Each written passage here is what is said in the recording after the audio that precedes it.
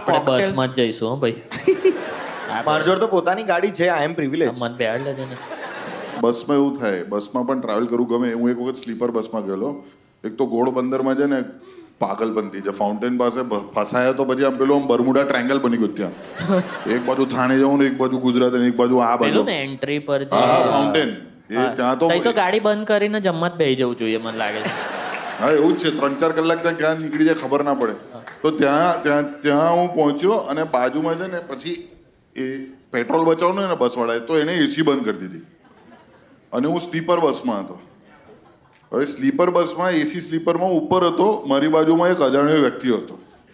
તો અમે અમારા બંને તકિયા વચ્ચે મૂકી દીધા, જેથી કોઈ પણ at any point of time રાતના કોઈ પણ પ્રકારનો કોન્ટેક્ટ ના થવો જોઈએ.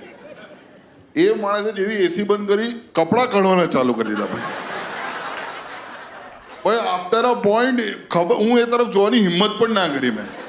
અને આટલી ગરમીમાં પરસેવામાં નસકોરા મારી રહ્યો છે. ભાઈ સ્નેહાબેનને નવા પિક્ચરનો આઈડિયા મળી ગયો છે, ગુમશુદા જેન્ટ્સ. સ્ટ્રગલ હો. ક્યાં વાત છે, ક્યાં વાત છે. ચાલ લાવ થર્ડ એસી માં તો જવાશે હવે તારાથી વાંધો નહીં યાર. પણ